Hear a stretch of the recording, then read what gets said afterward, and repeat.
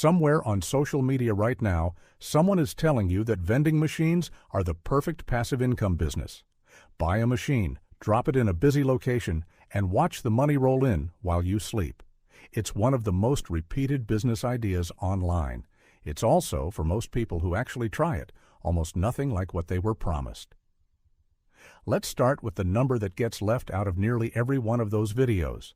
According to industry research firm IBIS World, vending machine operators in the United States generated approximately $7.7 billion in revenue in 2025. That is a genuinely large industry, built entirely on machines most people walk past without a second thought. But total industry revenue tells you nothing about what any individual machine actually earns its owner. And that number is where the passive income story quietly falls apart. Buying a single machine is the easy part. A used combination snack and drink machine runs somewhere between $1,500 and $3,000. A new traditional machine costs $3,000 to $6,000. And a modern smart machine with a touchscreen, cashless payment, and remote inventory tracking runs anywhere from $6,000 to $15,000 or more. Add a few $100s in initial inventory, licensing, and insurance, and most people start their very first machine somewhere between $3,000 and $5,000. That part genuinely is accessible. You don't need a storefront, a staff, or a business degree. You need a machine, a location, and a plan. The location is where the entire business either works or quietly fails. And here is the part almost nobody explains clearly before you sign anything. You don't just place a machine wherever you'd like. You need a location owner, a hospital, a factory, an office building, a gym, willing to let you put it there, and in exchange, that location owner almost always takes a cut of every single sale.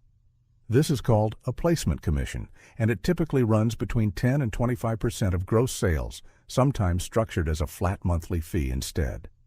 High traffic, high demand spots, think hospital waiting rooms or busy factory break rooms, can command the higher end of that range precisely because those locations know their foot traffic is worth something.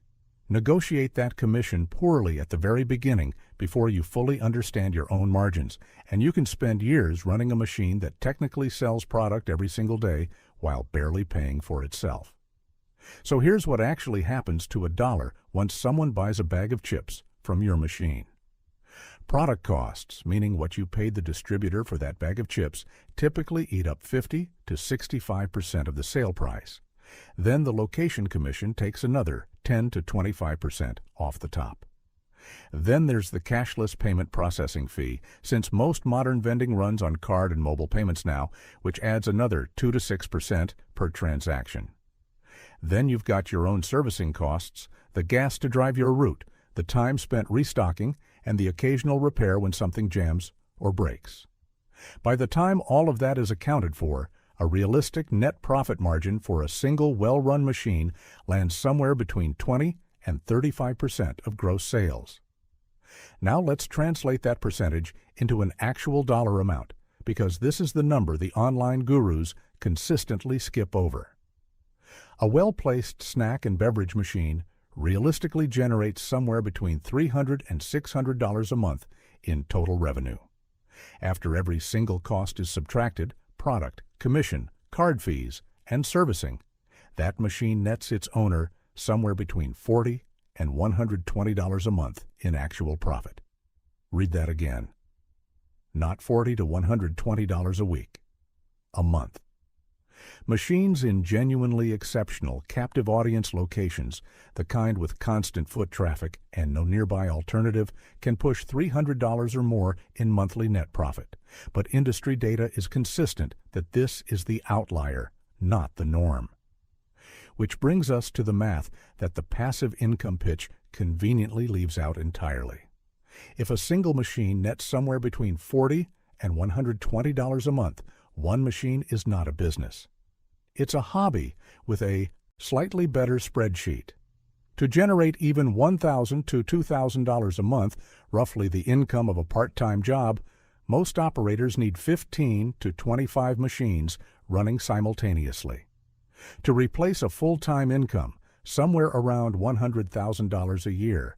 Most operators need between 20 and 50 machines, each one requiring its own location relationship, its own restocking route, and its own maintenance history.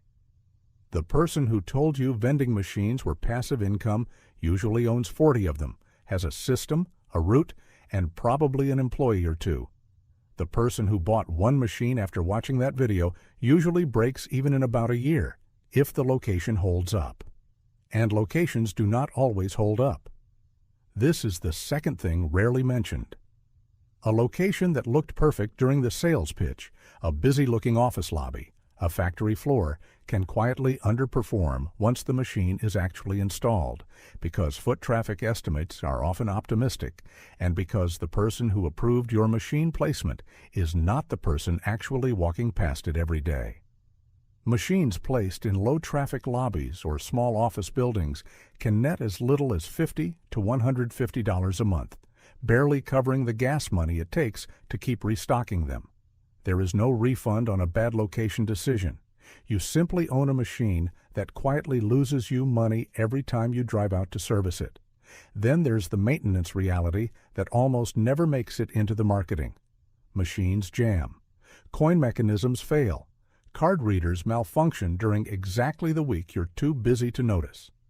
In certain locations, machines get broken into, and the cost of that repair, plus the lost inventory, can wipe out several months of that machine's net profit in a single incident. None of this is catastrophic on its own, but it is the daily texture of a business that gets marketed online as something you never have to think about. So let's run the actual math on two realistic versions of this business. Option 1, a single new operator with one machine. Total startup investment of roughly $4,000 for a decent used or entry-level smart machine placed in a moderate traffic office location with a 15% commission agreement. At a realistic net profit of $80 a month, that machine takes just over 4 years to fully pay back its own purchase price before accounting for a single hour of the owner's time spent restocking and driving to service it. Option 2, an operator who has been at this for 2 or 3 years and now runs a route of 20 machines across a mix of offices, gyms, and one hospital break room, negotiated at reasonable commission rates from the start. At an average net profit of $100 per machine per month, that's $2,000 a month or $24,000 a year in actual take-home profit, on top of an asset base of machines that could, in theory, be sold as a package to a new operator someday. That is a real business, a legitimate side income, and for some, eventually a full replacement for a salaried job. It is also the result of 2 or 3 years of route building, location negotiation, and the unglamorous daily work of restocking chips and sodas in buildings that mostly don't notice you're there. The vending machine business works because the fundamental idea behind it is genuinely sound. People are hungry and thirsty in predictable places at predictable times, and a well-placed machine really can generate steady, recurring revenue without a storefront or a staff. It does not work the way it gets sold online, as a single machine you buy once and then forget about while the money accumulates. It works the way most small businesses work, slowly through reinvestment, negotiation, and the accumulation of enough individual units that the modest profit on each one finally adds up to something real. Not bad for a business built on spare change and snack chips, one machine, and then eventually 20 at a time.